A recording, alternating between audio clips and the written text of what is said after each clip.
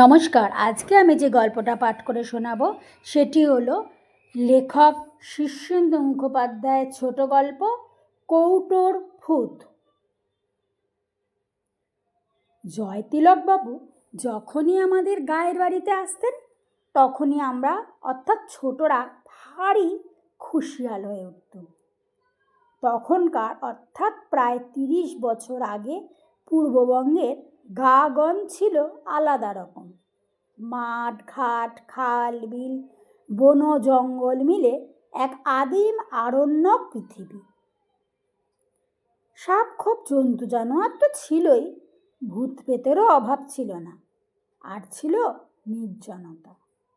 তবে আমাদের বিশাল যৌথ পরিবারে মেলা লোকজন, মেলা বাচ্চা বাচ্চা। মেয়ের সংখ্যাই অবশ্য বেশি, কারণ বাড়ির পুরুষেরা বেশিরভাগই শহরে চাকরি করত।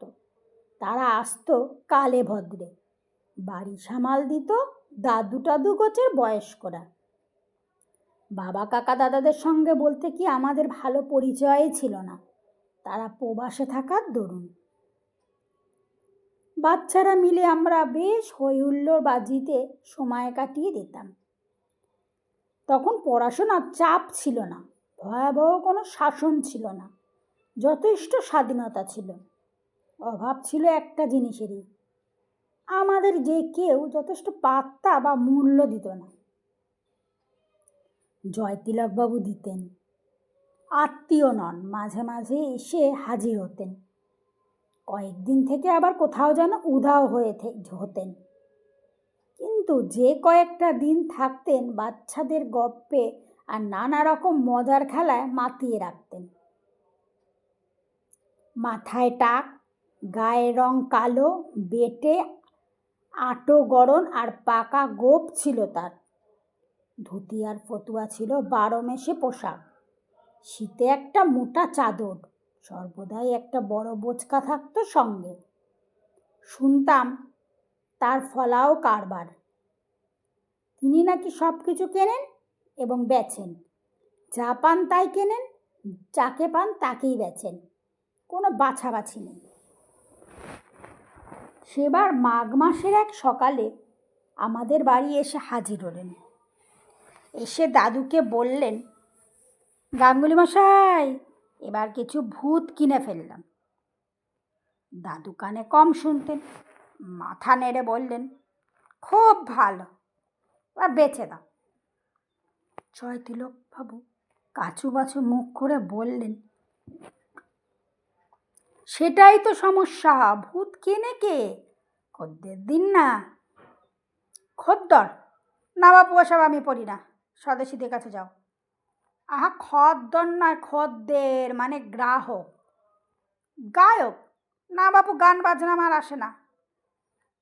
জয়তিলকবাবু অজ্ঞতা খান্তা দিয়ে আমাদের সঙ্গে এসে জুটলেন। তিনি ভূত কিনেছেন শুনে আমাদের চোখ গোল্লা গোল্লা।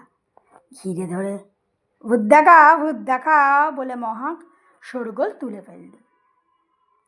প্রথমে কিছুতেই দেখাতে চান না, শেষে আমরা ঝুলোঝুলি করে তার গোপ আর জামা ছিঁড়ে ফেলার উপক্রম করায় বললেন, আচ্ছা দেখাচ্ছি। সব ঘুমন্ত ভূত, শুকিয়ে রাখা। সে আবার কি? আহা, যেমন মাছ শুকিয়ে শুটকি হয়, আম শুকিয়ে আমসি হয়, তেমনই আর কি, বহু পুরনো জিনিস। জয়তিলক তার বোচকা খুলে একটা জং ধরা টিনের কৌটো বের করে তারপর খুব সাবধানে ভেতরে উঁকি মেরে দেখে নিয়ে ফিসফিস করে বললেন, বেশি গোলমাল করো না, এক এক করে উঁকি মেরে দেখে নাও, ভূতেরা জেগে গেলেই মুশকিল। কি দেখলুম তা বলা একটা সমস্যা। মনে হলো শুকনো পলতা পাতার মতন 4-5টা কেলেকিষ্টি জিনিস কৌটোর নিচে পড়ে আছে। কৌটোর ভিতরটা অন্ধকার বলে ভালো বোঝা গেল না। জয়তিলক টপ করে কৌটোর মুখ এঁটে দিয়ে বললেন, আর না, এসব বিপজ্জনক জিনিস। বলা বাহুল্য, ভূত দেখে আমরা আদপেই খুশি হইনি। আমরা সিদ্ধান্ত নিলাম যে ওগুলো মোটেই ভূত নয়, জয়তিলকবাবুকে ভালো মানুষ পেয়ে কেউ ঠকিয়েছে। জয়তিলকবাবু মাথা নেড়ে বললেন, না না, ঠকায়নি, চৌধুরী বাড়ির বহু পুরনো লোক গোলক, সারা জীবন কেবল ভূত নিয়েই কারবার। তার তখন শেষ অবস্থা, মুখে জল দেওয়ার লোক নেই। সেই সময়টায় আমি গিয়ে পড়লাম, সেবা টেবা করে খানিক, কিন্তু তার ঢাক এসেছে। মরার আগে আমাকে কৌটোটা দিয়ে বললে, তোমাকে কিছু দিই এমন সাধ্য নেই, তবে কয়েকটা পুরনো ভূত শুকিয়ে রেখেছি, এগুলো নিয়ে যাও, কাজ হতে পারে। ভূতগুলোর দাম হিসাবে কেবল অনেক, তা তোমার কাছ থেকে দাম নেবই না। আর নিয়েই বা হবে কি? তুমি বরং আমাকে 5টা রসগোল্লা খাওয়াও, শেষ খাওয়া আমার। এই বলে জয়তিলকবাবু একটা দীর্ঘ নিঃশ্বাস ছাড়লেন। আমরা তবু বিশ্বাস করেছিলাম না দেখে জয়তিলকবাবু বললেন, মরার সময় মানুষ বড় একটা মিছে কথা বলে না। তবু আমাদের বিশ্বাস হলো না, সে কথা আর বললুম না তাকে। দুপুরবেলা যখন জয়তিলকবাবু খেয়ে দিয়ে দিব্যি খুঁড়ি ভাসিয়ে ঘুমোচ্ছেন, ঠিক সেই সময় আমি আর বিশু তার ভূতের কৌটো চুরি করলাম। এক দৌড়ে আমবাগানে গিয়ে পৌঁছে কৌটো খুলে ফেললুম। উবুর করতেই 5টা শুকনো পাতার মতন জিনিস মাটিতে পড়ল। হাতে নিয়ে দেখলুম খুব হালকা, এত হালকা যে জিনিসগুলো আছে কি নেই তা বোঝা যায় না। ঘুরিয়ে ফিরিয়ে দেখে মনে হলো পাতা টাতা নয়, অনেকটা ঝুল জাতীয় জিনিস, তবে পাক খাওয়ানো, বেশ ঠান্ডা। কিছু বলল, ভূত কিনা তা প্রমাণ হবে যদি ওগুলো জেগে ওঠে। তা ঝাঁকাবে কী করে?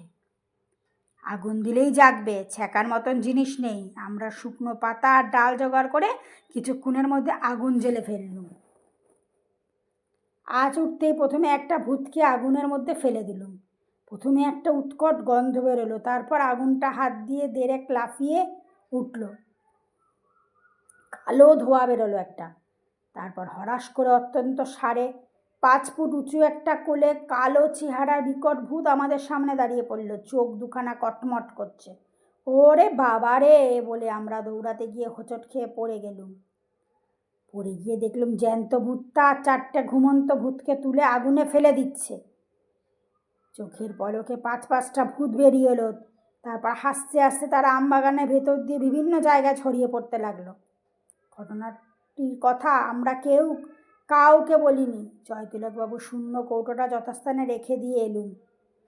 সেই রাত্রি থেকে আমাদের বাড়িতে প্রবল ভূতের উপদ্রব শুরু হয়ে গেল। রান্নাঘরে ভূত, গোয়ালে ভূত, শোবার ঘরে ভূত, পুকুরে ভূত, কুয়ো পাড়ে ভূত। তারা হি হি করে হাসে, এই তারা মাছ চুরি করে খায়, এই ঝি চাকরদের ভয় দেখায়, ভীষণ উপদ্রব করে। ভূতের দাপট সকলেরই যথেষ্ট। জয়তিলকবাবু এইসব কাণ্ড দেখে নিজের কৌটোটা খুলে মাথায় হাত দিয়ে বসলেন। বললেন, হে, ভূতগুলো পালিয়েছে? তাহলে ইস, কি দারুণ জাতের ভূত ছিল, বেচলে মেলা টাকা পাওয়া যেত। না, ভূতগুলোকে ধরতেই হয় দেখছি। এই বলে জয়তিলকবাবু মাছের জাল নিয়ে বেরোলেন। ভূত দেখলেই জাল ছুঁড়ে মারেন, জালে ভূত আটকায় না। জয়তিলকবাবু আঠা কাঠি দিয়ে চেষ্টা করে দেখলেন, ভূতের গায়ে আঠাও ধরে না। তারপর জাপটে ধরার চেষ্টা যে না করেছেন তা নয়, কিন্তু কিছুতেই ভূতদের ধরা গেল না।